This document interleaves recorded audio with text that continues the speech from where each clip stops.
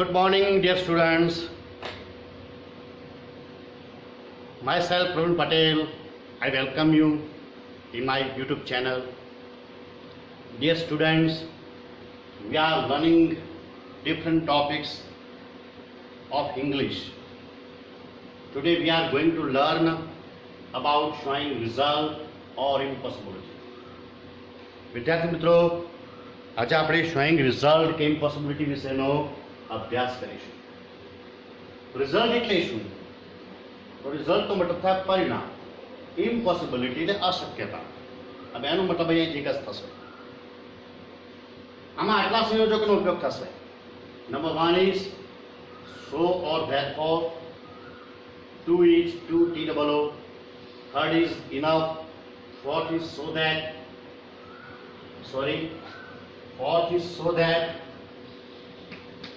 and fifth is such that.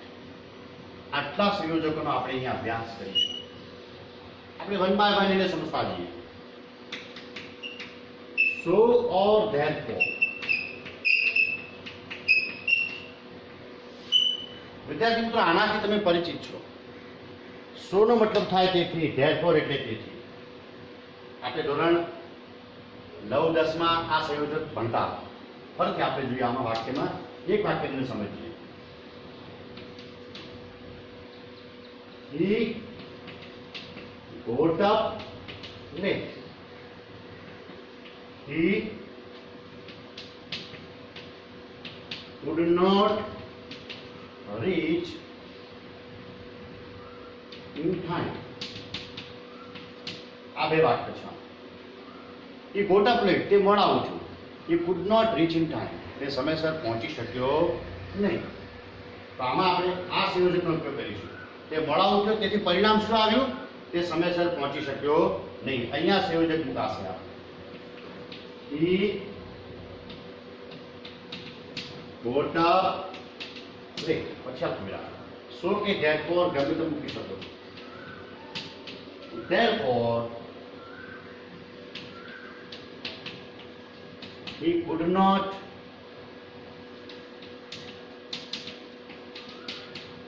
reach in time. તો આવી ગયું વિદ્યાર્થી મિત્રો આમાં. તો અહીંયા મુખ્ય વાક્યનું પરિણામ જ્યારે બીજા વાક્યમાં બતાવેલું હોય તો સો કે therefore નો ઉપયોગ થાય છે. હવે આપણે અહીંયા ટુ વાળી રચના સમજીએ. જો વાક્ય લખું છું મિત્રો,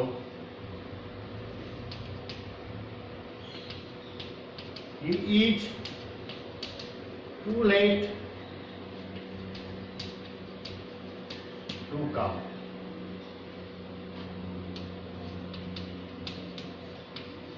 They were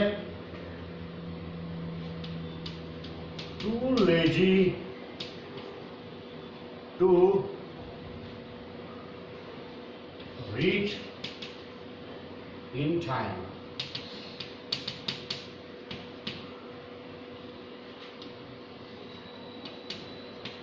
This sum is too difficult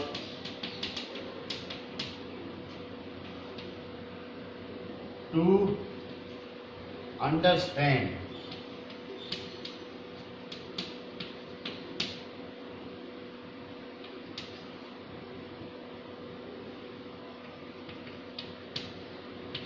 Neha is too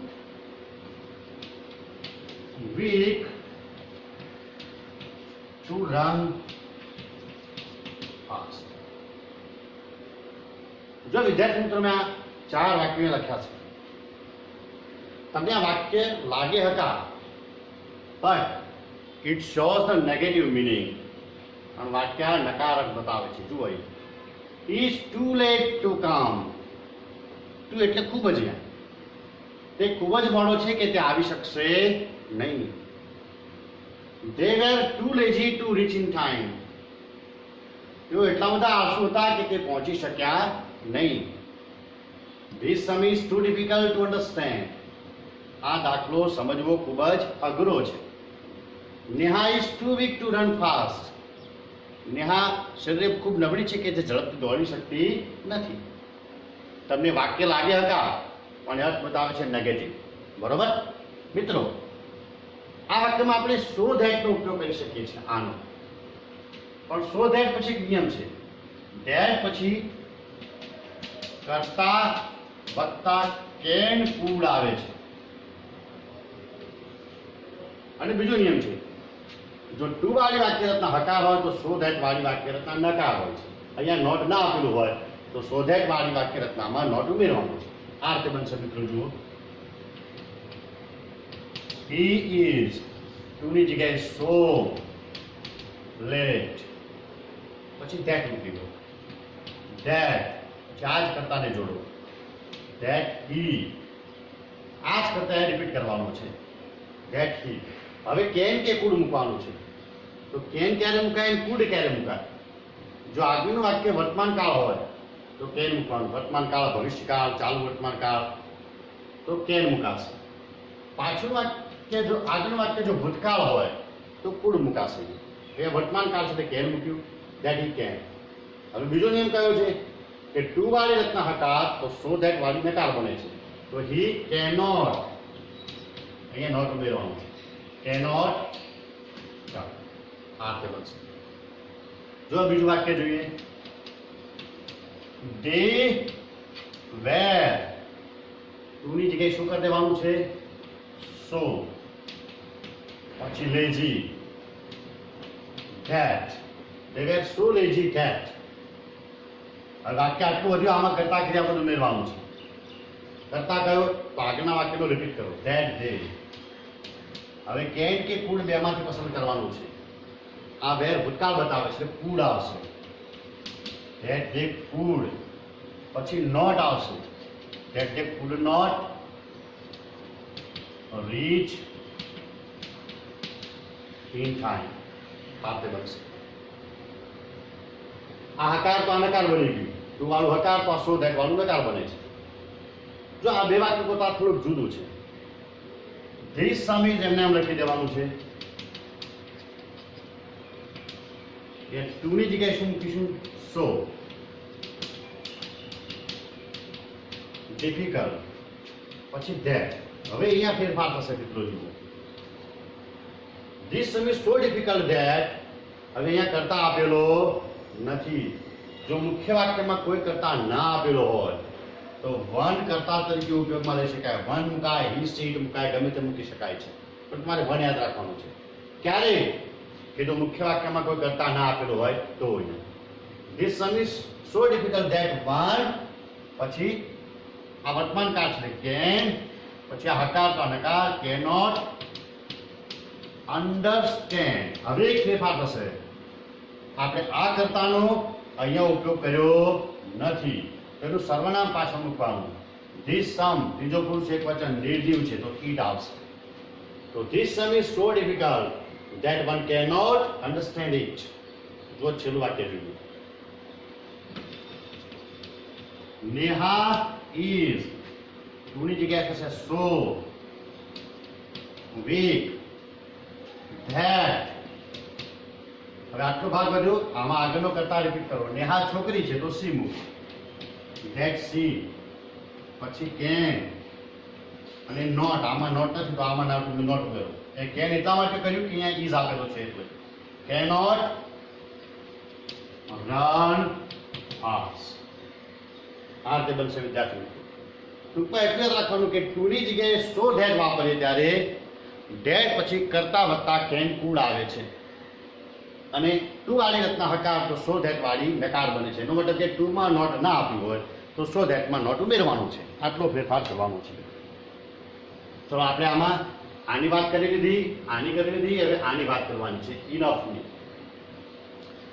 જો મિત્રો, ઇનફ પણ આના જેવું જ છે.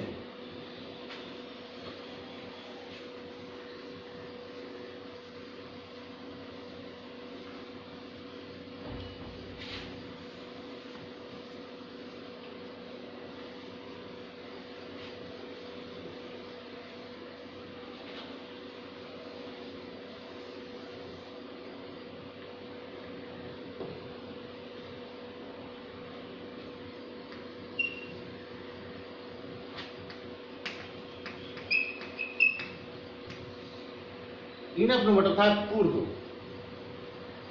જો આમાં પણ સો ધેટ વાપરી શકાય છે. પેલા ઇનફ વાળા વાક્ય આપણે સમજીએ. જુઓ, he is clever enough to pass the exam. Kapil is strong enough to run fast. ફક્ત ટુ અને ઇનફમાં ફરક આ છે કે ટુ વાળી રચના નકાર બતાવે છે, ઇનફ હકાર રચના બતાવે છે. ફરક આ છે. He is clever enough to pass the exam. તે પરીક્ષા પાસ કરવા માટે પૂરતો હોશિયાર છે. Kapil is strong enough to run fast. Kapil દોડવા માટે પૂરતો મજબૂત છે. આમાં પણ સો ધેટનો ઉપયોગ કરી શકાય છે. પણ ફરક આ છે કે આપણે ટુ વાળી રચનામાં હકાર તો બીજું નકાર બનાવતા, આમાં એવું થશે નહીં. જો આમાં સો ધેટનો ઉપયોગ કરીએ છીએ તો he is, અહીંયા ઇનફ શબ્દ નીકળી ગયો અને એટલી જગ્યાએ અહીંયા સો મૂકી દેવાનું છે. he is so clever that, હવે આમાં કરતા નથી આપો તો આ રિપીટ કરો. that he, પછી આ વર્તમાન કાળ તો કેન મૂકો. આપણે ટુ વાળી રચનામાં શું કરતા, એક હકાર તો બીજું નકાર મૂકતા, આમાં એવું થશે નહીં. આમાં ઇનફ વાળું હકાર તો આ હકાર જ રહેશે. he can pass the exam. જો વિદ્યાર્થી મિત્ર બીજું વાક્ય જુઓ, કપિલ is, આ ઇનફ નીકળી ગયું, અહીંયા સો મૂકો. so strong, પછી that, હવે આ કરતાને રિપીટ કરો. કપિલ તો he, પછી આ વર્તમાન કાળ છે એટલે can મૂકો. he can, પછી run fast. આ કે બનશે. ટૂંકમાં ઇનફમાં નોટ ન હોય તો સો ધેટમાં નોટનો ઉપયોગ કરવાનો નથી. આ રીતના થશે. હવે વિદ્યાર્થી મિત્રો, હવે આપણે સચ ધેટની વાત કરીએ.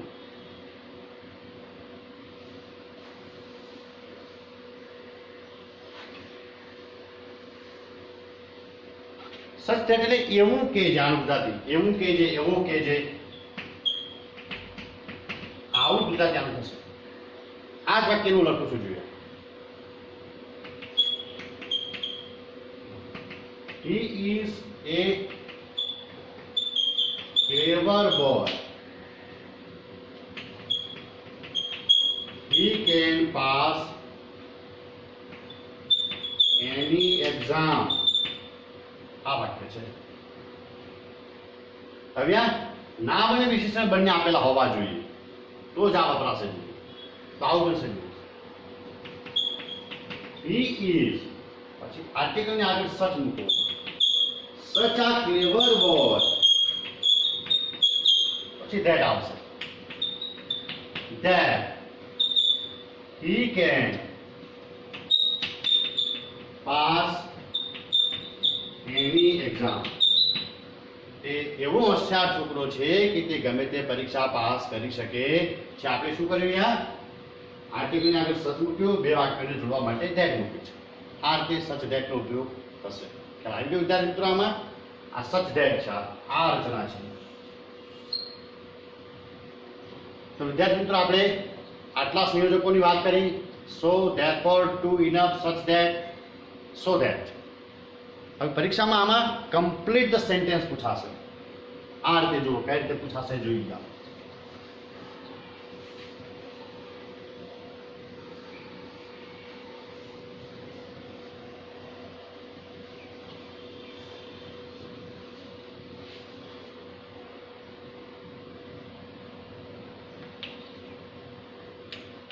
Complete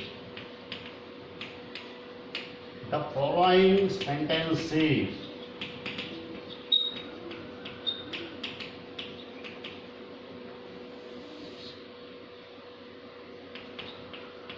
He is too dull. કૌંસમાં લખ્યું છે showing result.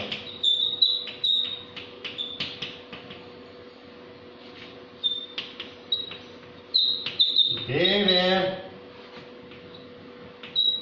so late. કૌંસમાં છે showing result.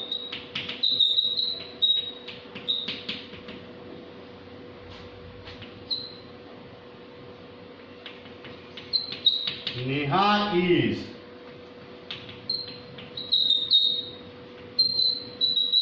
strong enough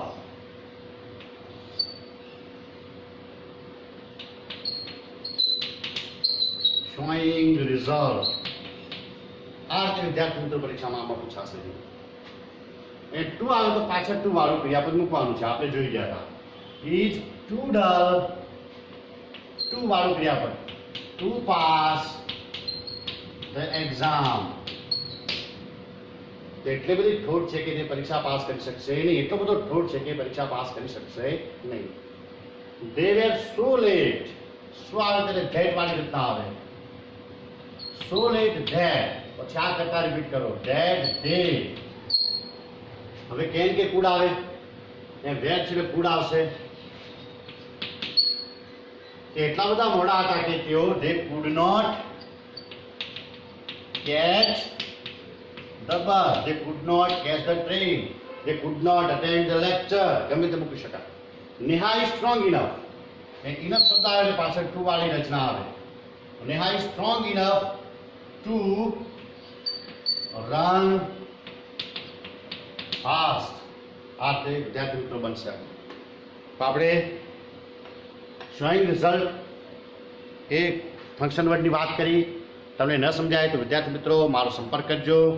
thank you. ધન્યવાદ. જય હિન્દ.